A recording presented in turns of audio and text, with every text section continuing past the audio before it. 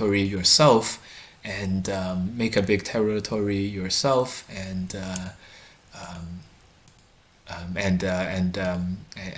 play with white there. So this is like a very balanced big game. Ke Jie wanted to play a split up game, and this may have a little bit of a repercussion later.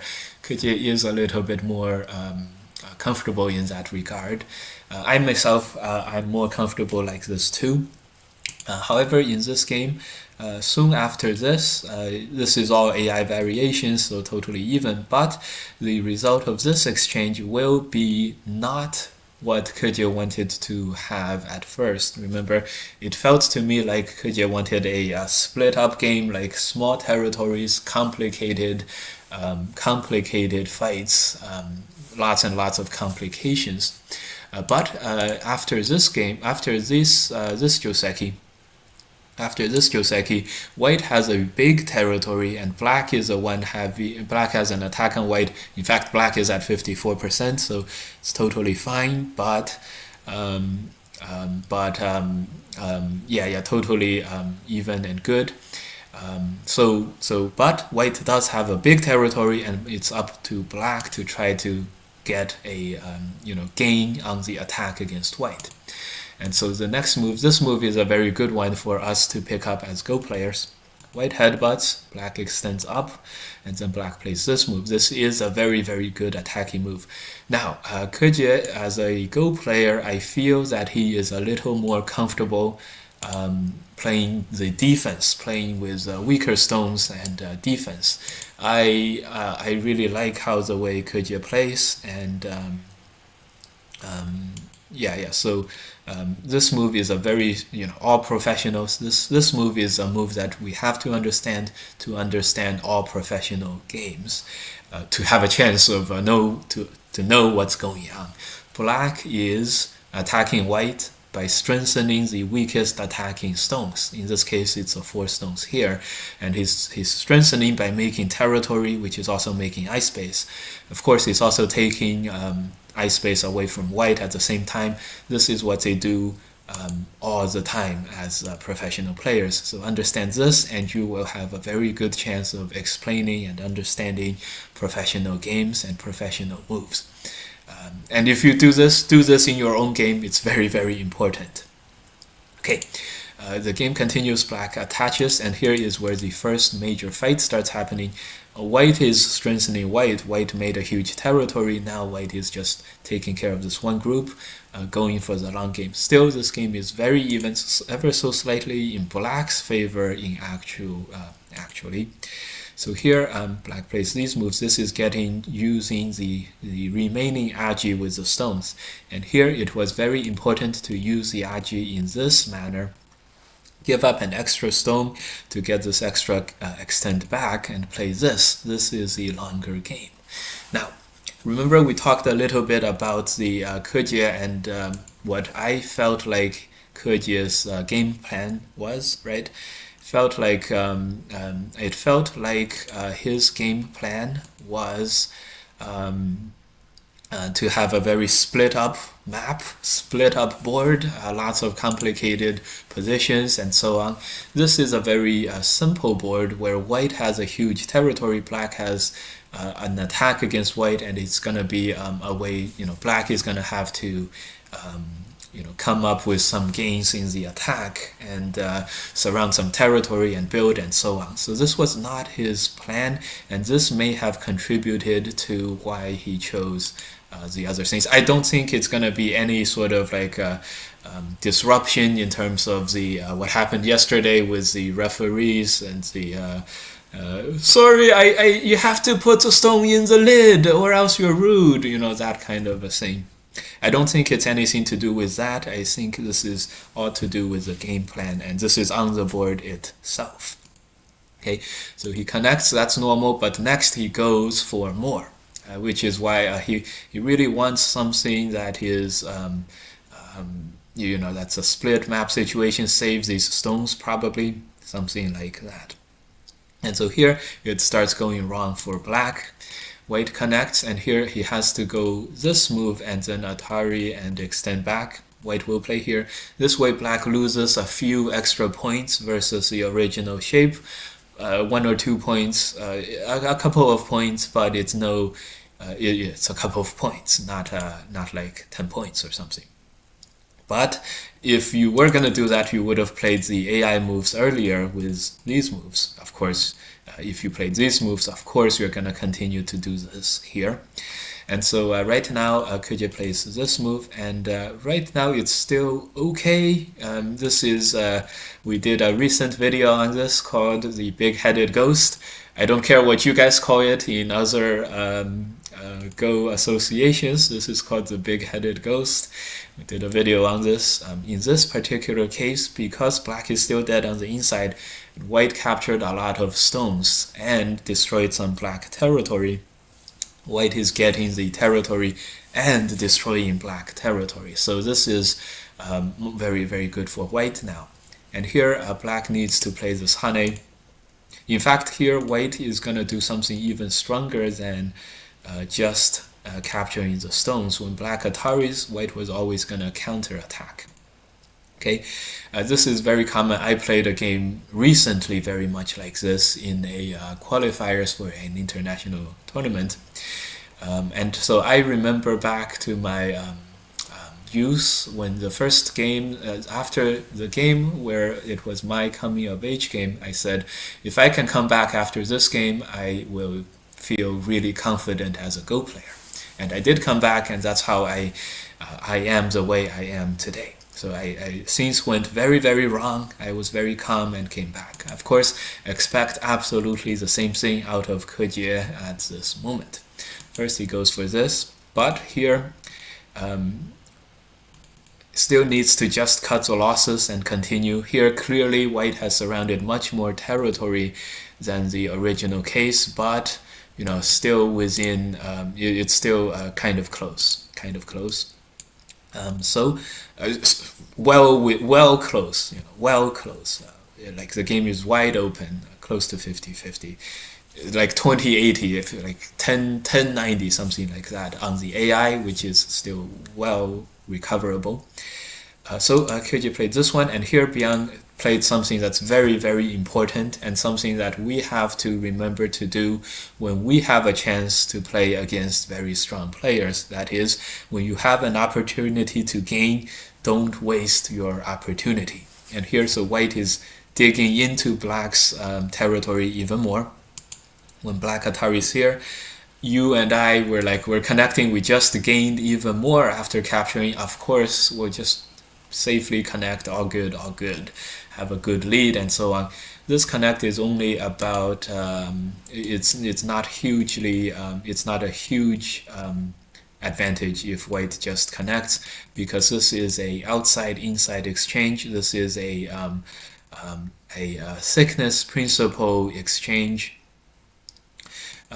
If white if white connects, I can always check for you guys. This is actually a 92% for white right now, which is 92%. The way white played was 99%, which is probably 5-6 more points better.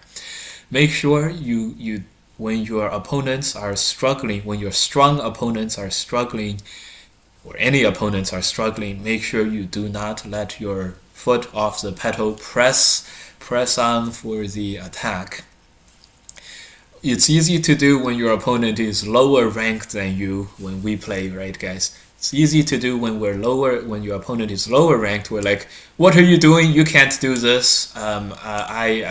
You can't do this. Let me just kill you outright. It's easy to do that. It's much harder to do when you're winning against a very strong opponent. So make sure you guys adjust your game as a result. Of course, the strongest players in the world don't need us to tell them what to do and how to adjust and so on. They do a good job of doing that. So this is how this is a nightmare start for black, 99%, and like 12 points, something like that, which is not as high, not as bad as we 12 points is not, it's still within striking distance. So at the end result of this, White has maintained the capture, destroyed a lot more Black territory, captured a few more stones.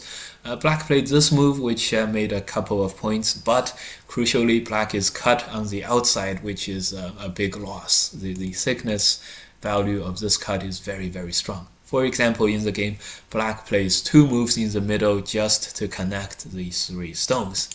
And that allows White to further take care of the last remaining weak group. Black cuts, White cuts here. And here, White just goes for a relatively safe capture of the 2 stones. This group is now totally alive. Black captured 1 stone. And now we can sort of see how Ke Jie is trying to come back in the game. On the board, this is very, very good. Ke Jie has done a very, very good job.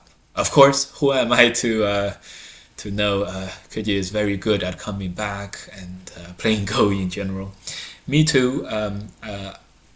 I have played a game myself at the US Go Congress recently in the last year, in 2024. A game very similar to this. I was down by a lot. At one point I was down by 25, 33, something like that. Okay. I did win that game, so I was hoping that Ke Jie could also win this game too. Everyone at this moment, after yesterday, really wants Ke Jie to win, except all the Koreans, of course, and they're rooting for the Korean player. So Black plays these moves. This makes some territory, and here White has 1 weak group. This is the last remaining problem in the White game. So the game continues. Black has 1%, and Fine Art doesn't tell me the AI score, but the broadcast does have that AI score. Here, Black does something quite interesting here. So Black is at a very big disadvantage. It's hard to find a good way to play. So if Black plays these Ataris, this is a clear thing. White will capture 1 stone here. So White is going to live after that. If Black extends, White will have this Atari and extending Sente. This squeeze is going to be Sente, and it's going to be very easy for White to survive after this. Just make an eye in the middle, and everything should be relatively good. In fact, there are other moves that White can play, like this Atari and then this move. After this stone is still captured, White can survive in the corner. It's easy for White to survive that way. So in times like this, and when White doesn't have that strong of a follow-up, when you play something like this, it can be very, very confusing. Ke Jie is a very strong player when he goes for confusing things, which is very, very interesting. By the way, here, when White plays this attach, if Black presses here, this attach will work, and this would cut the 2 sides. For Black to maintain connection, he played as he did in the game. This is how Black is going to maintain connection. In case you guys are wondering why Ke Jie chose the doggy door solution on the left. Okay, so this kind of a move is a very interesting one, and when you guys are behind this kind of move, it's very good. It's sustainable development. It is, you don't have much weaknesses. You are clearly doing something important, and it is definitely threatening something against the opponent. Okay, good. So here there was an exchange here. And so when Black Atari'd, Black would later have some Atari like this. Maybe this helps in this fighting over here a little. Maybe. I don't know. I don't know why White didn't connect. It may or may not be important for White to connect. In any case, the game goes. Black captures 2 stones. It's a lot of thickness gain, but White plays another move here. Connect, White will play something like this or block, and White is totally safe in the corner. Atari capture, White is totally safe in the corner. So now White took Black's corner, gave up 2 stones. Seems like a very good exchange, simplifying exchange for White. It is, yeah, it's hard for me to, the score is at around 99%, so it's hard to prefer one over the other. And so after black captures this, white move will counterattack the 3 stones, and then white captures 3 stones and lives. At this moment, it's very important not to go for like making 2 eyes or something, not to be too defensive. Okay, so after this, black also gains a little with the hane. Now black is making a plan B, moyo number 2, which is very good. This shows a lot of... So white has played very, very well, of course. Black nightmarish start, but Ke Jie is trying, and he has, a plan one plan after the other. So very good. So after this, white played here, and here is where Ke Jie played Atari and capture of the 1 stone. This move for white is clearly meant to be a, like a ending the game kind of a move. You and I, well, I would have played this capture.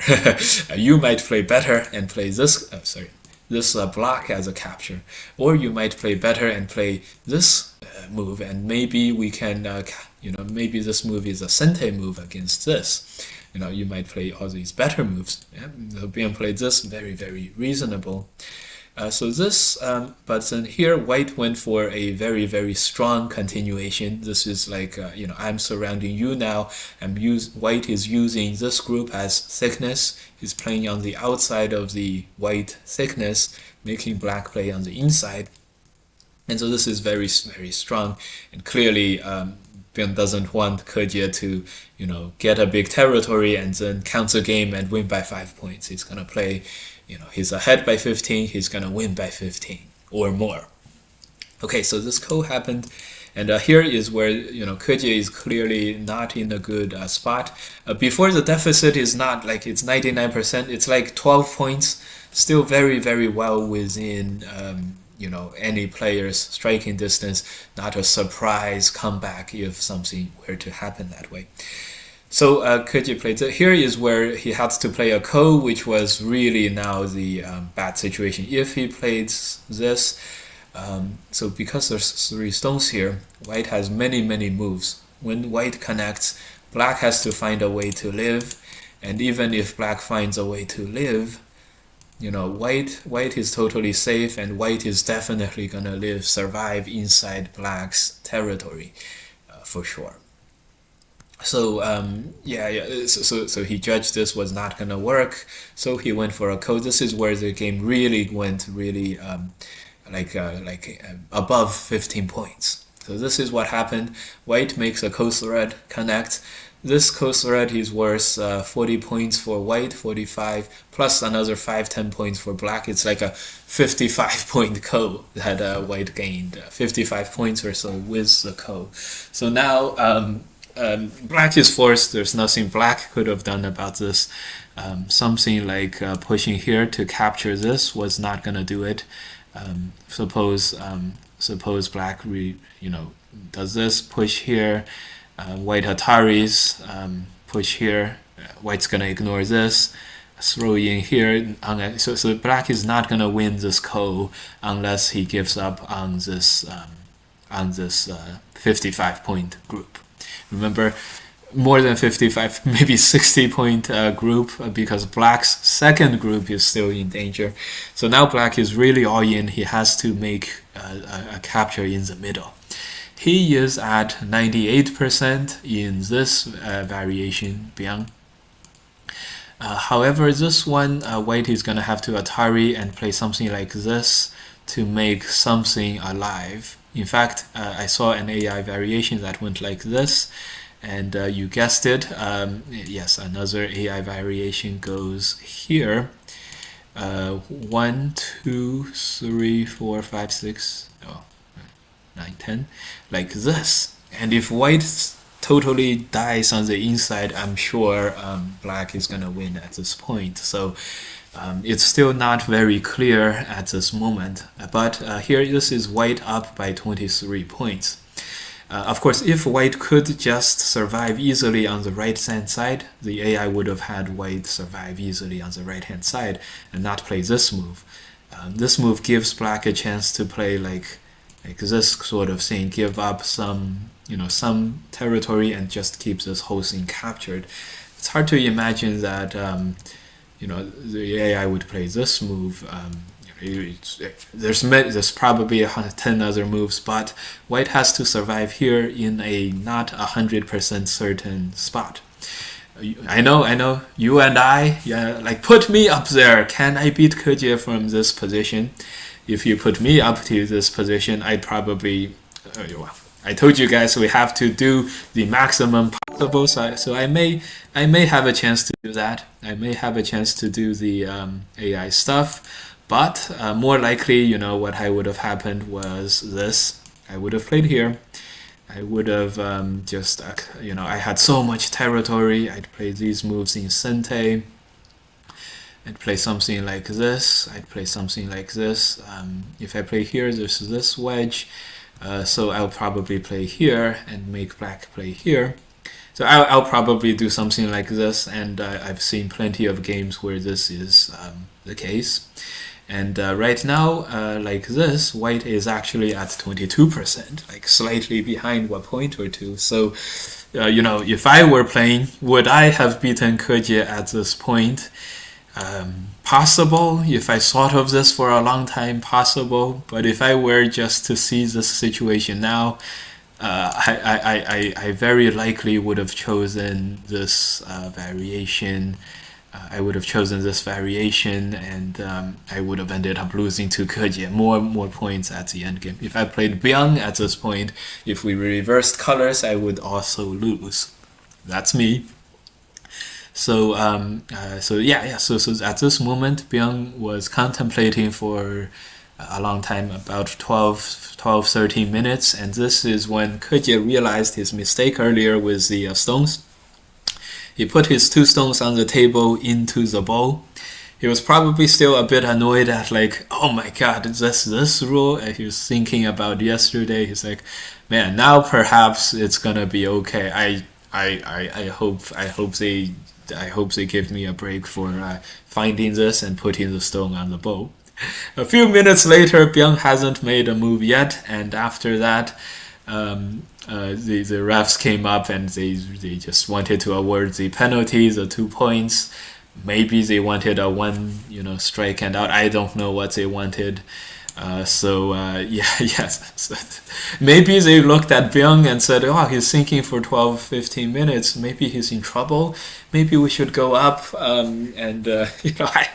I have no idea. I don't know. The refs really wanted either to arrest Ke Jie for being strong at the game, sort of thing, for not doing the stones on the lids or something.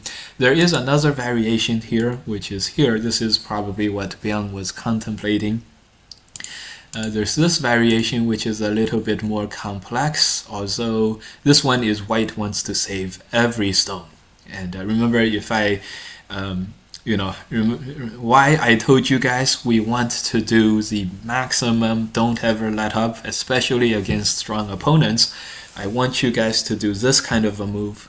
But let's be honest, even if I went up and I just told you the recommendation, I probably would have chickened out. And so when you play your actual games, it's very, very like you chicken out when the more important the game is, the more likely you are to chicken out, which is especially important for us to get into the habit of not chickening out. You guys know what I mean. This is the other variation. Here white is going to try to survive in the middle. There's an gote eye space on the corner. So here black is going to play these moves. He has to play this move, which is Sente, and then destroy that eye in the corner. And then it would be up to white to try to survive on the outside. White has one white has one eye already. Here the fine art AI is giving me a variation that looks like this. And this is not so clear. This is not so clear, right? So, but it's more likely alive than not. So yeah, it's gonna be very difficult for me to come to this decision too. Needless to say, this is a finals. $200,000 is on the line, something like that. It's not, and you have like 40 minutes left on your clock. As Byung, I would use 20 minutes for sure. At this juncture, it's a very important. It would be a very important moment in my life. So, yeah, definitely gonna do that. Anyway, that's another very complex variation. Black has nothing. Black has no choice. He has to go for the capture. Anyway, so this is the moment the refs intervened, wanted to give Ke Jie another 2 points penalty. He refused. He's like, this is ridiculous. Most of the world thinks this is ridiculous, but realize, guys, most of the Korean people and players do not think this way. Remember, most of the Korean people think of this as a situation where the Chinese players are very rude. Ke Jie is very rude and insolent, does not respect the rules, and it's a case where they're very happy. They're like, we should get him, and now they got him, right? They got him twice, right? And they got him twice at the most important place on the world stage. They got him, so they're very, very happy. I see a lot of comments saying things like, if I was Byung, I would commit the same offense also, so that my opponent, they gave me 2 points, I will also give my opponents 2 points. No, they're not thinking of this way. Anyone who thinks this way is not in Korea. Anyone who thinks this way is Chinese, American, maybe some Europeans, maybe all the others who are watching. The Koreans are not thinking of this way. For the Koreans, this is a matter of the Chinese players are very rude. We have to put them in their place. We have to arrest them. And today they did a good job at arresting Ke Jie, committed the offense, and they did this. They may or may not revise the rule, but anyways, this is what happened. But just realize the Koreans are not looking at this as a thing. The Koreans are looking at this as the Chinese players are rude. They don't put the stones inside the bowl, so that when the Korean player is counting, they miscount. And I can't count when the stones are not inside the bowl lid. I just can't count this. It's so unfair. The Chinese players are having such a big advantage this way. This is how the Koreans are seeing this. In this finals, the captured stones, when they are not in the lid, were always on the table. The refs are like, oh, he's not putting and the other Korean explanations that I have seen by Korean players on the rule was along those lines. It's very unfair for the Korean players because the stones are not in the bowl. I can't count. And it really affects them a lot. It's so unfair. They bring up another instance where it's like they played a game and the Chinese player had a lot of dead stones off of the board. He just took them in front of him, not inside the lid. So the Korean player said, oh, I am winning by a lot. He only has 5 captured stones. Okay, great. 5 captured stones. I'm winning by so much. Let me play, let me play safely. And then when it came to counting, he pulls out all these stones and he's like, oh, what? He's actually losing. So the argument there is, I'm a professional player, man. Oh, and I can't count. I didn't know my opponent had more than 5 stones. I didn't know my opponent captured more than 5 stones. Oh, it's so unfair. I would have won if I knew my opponent captured more than 5 stones. Oh, referee. Oh, so unfair.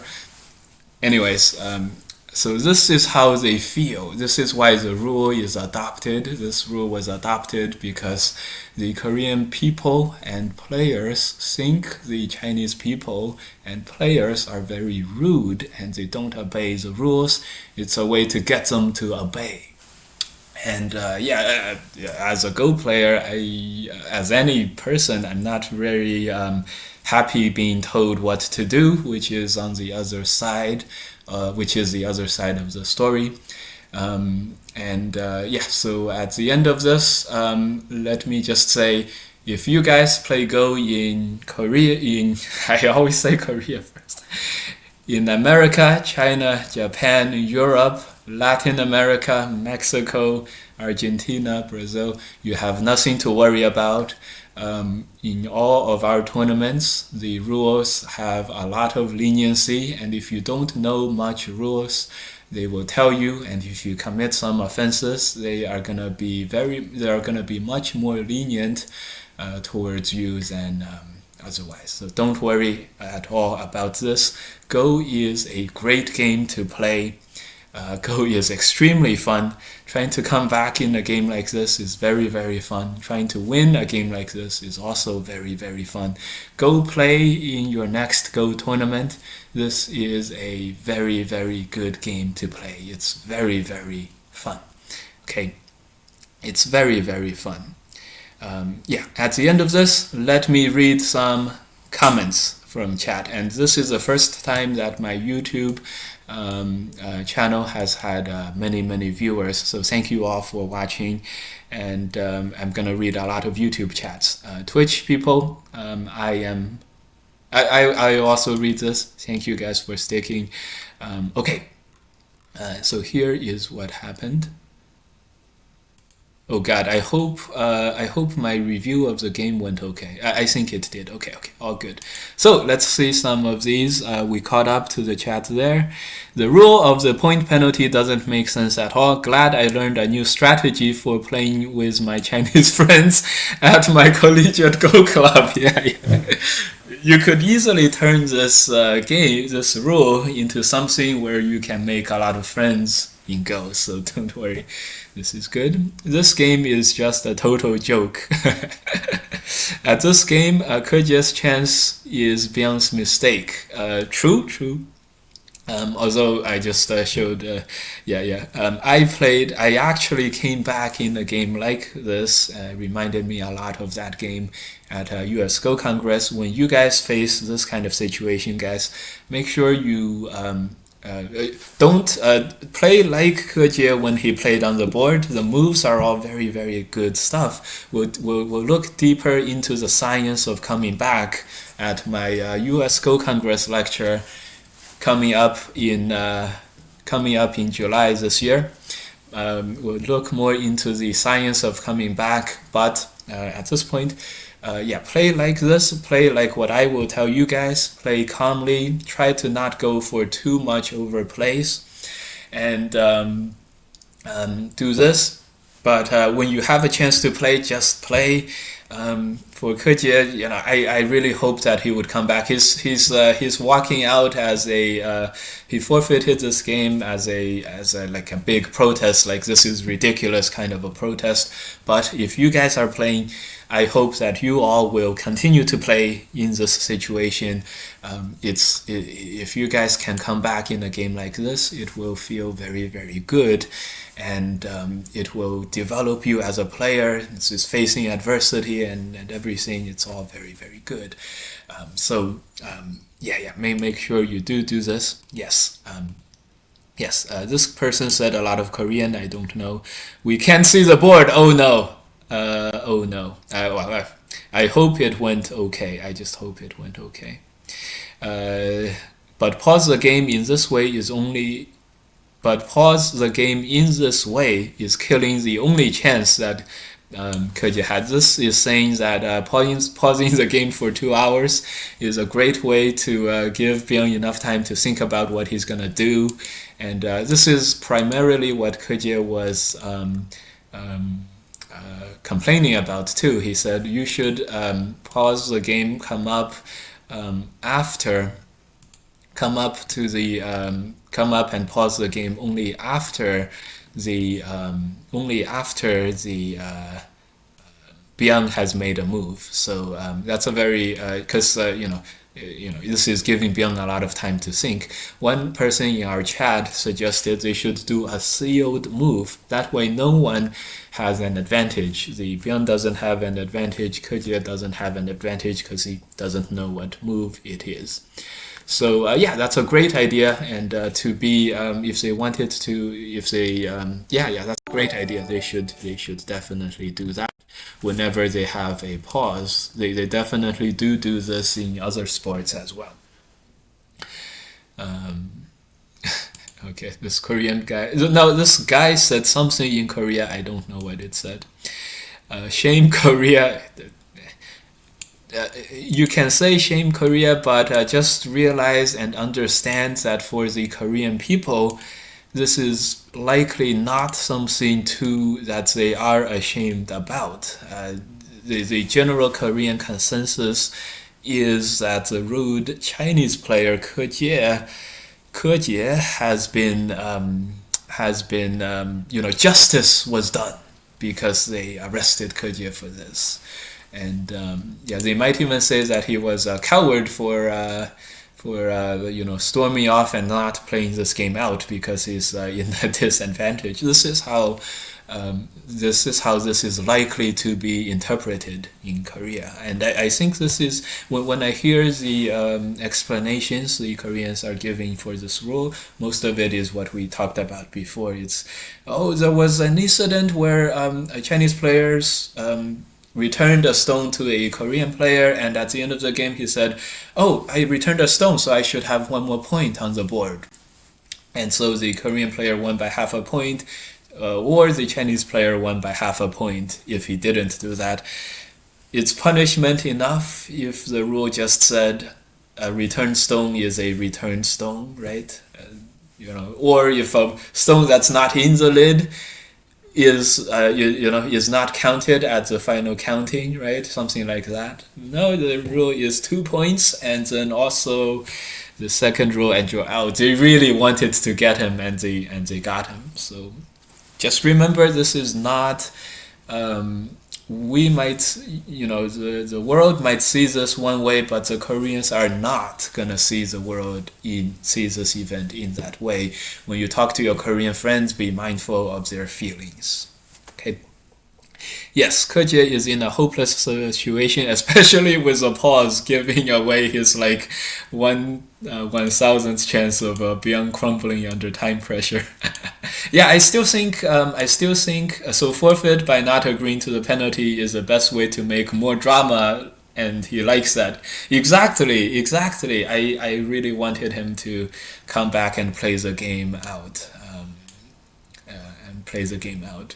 There's enough drama, and there might be even more drama if he could come back. It's not impossible. Especially if they make Byung do like a sealed move, right? Make sure you guys, when you play the game on. The game is very, very fun.